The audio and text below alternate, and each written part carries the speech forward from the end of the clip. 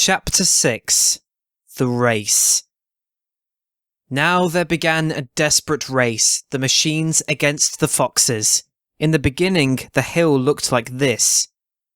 After an hour, as the machines bit away more and more soil from the hilltop, it looked like this. Sometimes the foxes would gain a little ground and the clanking noises would grow fainter and Mr. Fox would say, "We're going to make it! I'm sure we are!" But then a few moments later the machines would come back at them, and the crunch of the mighty shovels would get louder and louder. Once the foxes actually saw the sharp metal edge of one of the shovels as it scraped up the earth just behind them. "Keep going, my darlings," panted Mr. Fox. "Don't give up." "Keep going," the fat Boggis shouted to Bunce and Bean. "We'll get him any moment now." "Have you caught sight of him yet?" Bean called back. "Not yet," shouted Boggis. "but I think you're close." "I'll pick him up with my bucket," shouted Bunce. "I'll chop him to pieces." But by lunchtime the machines were still at it, and so were the poor foxes. The hill now looked like this. The farmers didn't stop for lunch. They were too keen to finish the job. "Hey there, Mr. Fox," yelled Bunce, leaning out of his tractor. "We're coming to get you now."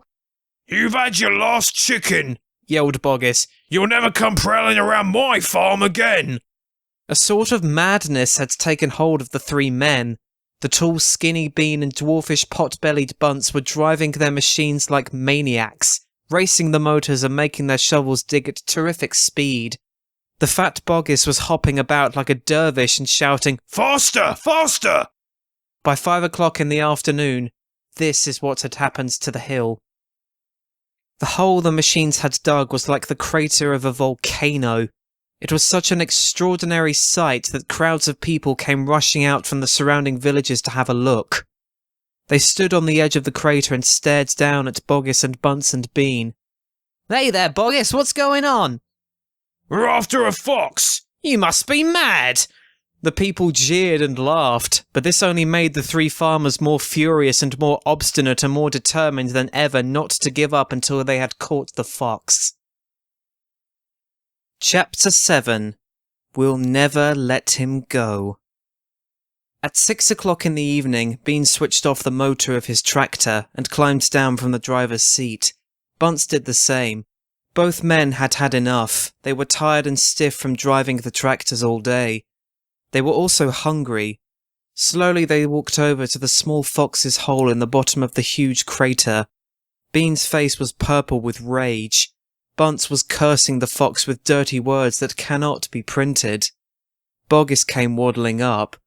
"Dang and blast that filthy, stinking fox," he said. "What the heck do we do now?" "I'll tell you what we don't do," Bean said. "We don't let him go." "We'll never let him go," Bunce declared. "Never, never, never," cried Boggis. "Do you hear that, Fox?" yelled Bean, bending low and shouting down the hole. "It's not over yet, Mr. Fox. We're not going home till we've strung you up dead as a dingbat." Whereupon the three men all shook hands with one another and swore a solemn oath that they would not go back to their farms until the fox was caught. "What's the next move?" asked Bunce, the pot-bellied dwarf. "We're sending you down the hole to fetch him up," said Bean. "Down you go, you miserable midget." "Not me!" screamed Bunce, running away. Bean made a sickly smile. When he smiled, you saw his scarlet gums. You saw more gums than teeth. "There's only one more thing to do," he said. "We starve him out. We camp here day and night watching the hole. He'll come out in the end. He'll have to." So Boggis and Bunce and Bean sent messages down to their farms asking for tents, sleeping bags, and supper. Chapter 8. The Foxes Begin to Starve. That evening 3 tents were put up in the crater on the hill, one for Boggis, one for Bunce, and one for Bean. The tents surrounded Mr. Fox's hole, and the 3 farmers sat outside their tents eating their supper. Boggis had 3 boiled chickens smothered in dumplings, Bunce had 6 doughnuts filled with disgusting goose liver paste, and Bean had 2 gallons of cider. All 3 of them kept their guns beside them. Boggis picked up a steaming chicken and held it close to the fox's hole. "Can you smell this, Mr. Fox?" he shouted. Lovely tender chicken. Why don't you come up and get it? The rich scent of chicken wafted down the tunnel to where the foxes were crouching. Oh, Dad, said one of the small foxes. couldn't we just sneak up and snatch it out of his hand? Don't you dare, said Mrs. Fox. That's just what they want you to do. But we're so hungry, they cried. How long will it be till we get something to eat? Their mother didn't answer them, nor did their father. There was no answer to give. As darkness fell, Bunce and Bean switched on the powerful headlamps of the two tractors and shone them down the hole. Now, said Bean, we'll take it in turn to keep watch. One watches while two sleep, and so on all through the night. Boggis said, What if the fox digs a hole right through the hill and comes out the other side? You didn't think of that one, did you?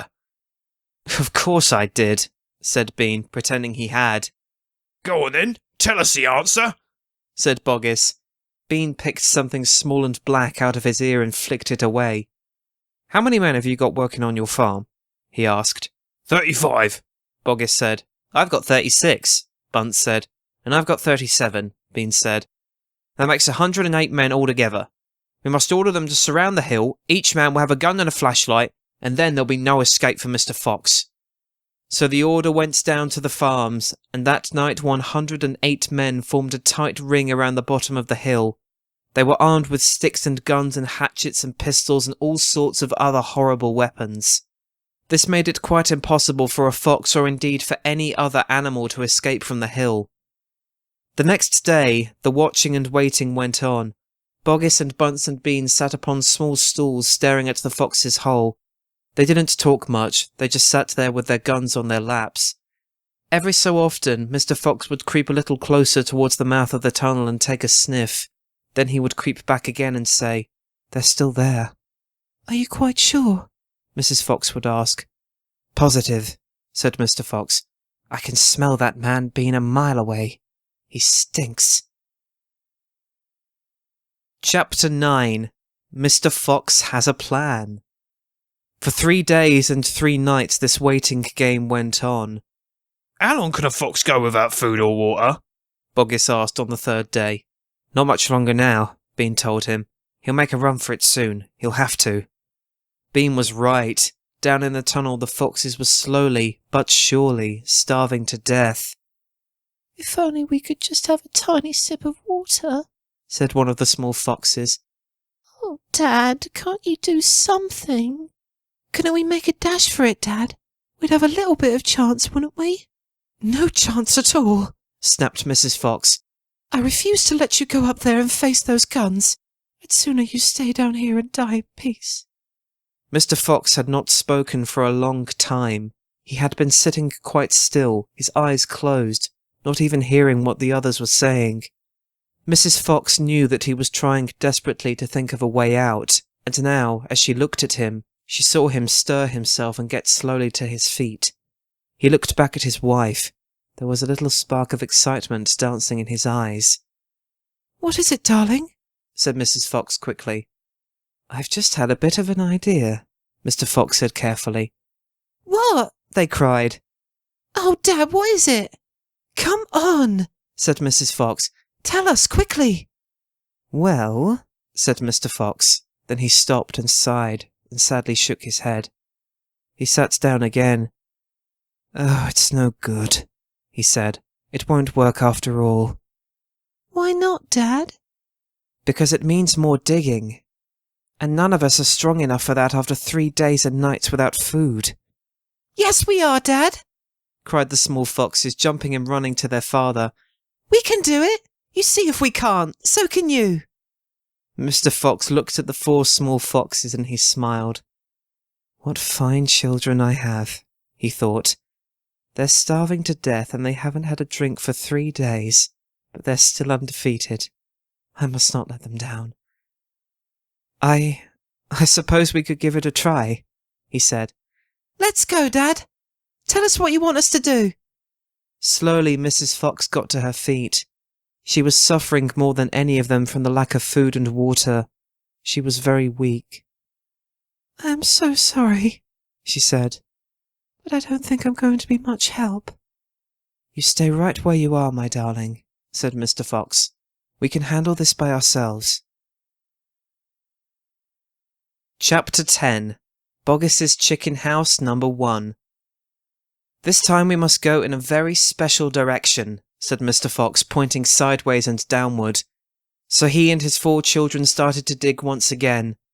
The work went much more slowly now, yet they kept at it with great courage, and little by little the tunnel began to grow. Dad, I wish you would tell us where we're going, said one of the children.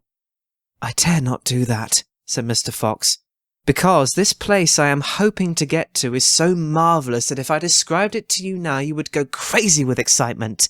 And then if we failed to get there, which is very possible, you would die of disappointment. I don't want to raise your hopes too much, my darlings. For a long, long time they kept on digging. For how long they did not know, because there were no days and no nights down there in the murky tunnel. But at last Mr. Fox gave the order to stop. I think, he said, we had better take a peep upstairs now and see where we are. I know where I want to be, but I can't possibly be sure we're anywhere near it. Slowly, wearily, the foxes began to slope the tunnel up towards the surface. Up and up it went, until suddenly they came to something hard above their heads, and they couldn't go up any further. Mr. Fox reached up to examine this hard thing. It's wood, he whispered. Wooden planks. What does that mean, Dad? It means, unless I am very much mistaken, that we are right underneath somebody's house, whispered Mr. Fox. Be very quiet now while I take a peek. Carefully, Mr. Fox began pushing up one of the floorboards. The board creaked most terribly and they all ducked down, waiting for something awful to happen. Nothing did. So Mr. Fox pushed up a second board, and then, very, very cautiously, he poked his head up through the gap. He let out a shriek of excitement. I've done it! He yelled. I've done it first time! I've done it! I've done it! He pulled himself up through the gap in the floor and started prancing and dancing with joy. Come on up, he sang out. Come up and see where you are, my darlings. What a sight for a hungry fox. Hallelujah! Hooray! Hooray! The 4 small foxes scrambled up out of the tunnel, and what a fantastic sight it was that now met their eyes. They were in a huge shed, and the whole place was teeming with chickens. There were white chickens and brown chickens and black chickens by the 1,000. Boggis's Chicken House Number 1, cried Mr. Fox. It's exactly what I was aiming at. I hit it slap in the middle. First time. Isn't that fantastic? And, if I may say so, rather clever. The small foxes went wild with excitement. They all started running around in all directions, chasing the stupid chickens. Wait, ordered Mr. Fox. Don't lose your heads. Stand back. Calm down. Let's do this properly. First of all, everyone have a drink of water. They all ran over to the chicken's drinking trough and lapped up the lovely, cool water. Then Mr. Fox chose 3 of the plumpest hens, and with a clever flick of his jaws he killed them instantly. Back to the tunnel, he ordered. Come on. No fooling around. The quicker you move, the quicker you shall have something to eat. One after another they climbed down through the hole in the floor, and soon they were all standing once again in the dark tunnel. Mr. Fox reached up and pulled the floorboards back into place. He did this with great care. He did it so that no one could tell they had ever been moved. My son, he said, giving the 3 plump hens to the biggest of his 4 small children. Run back with these to your mother. Tell her to prepare a feast. Tell her the rest of us will be along in a jiffy, as soon as we've made a few other little arrangements.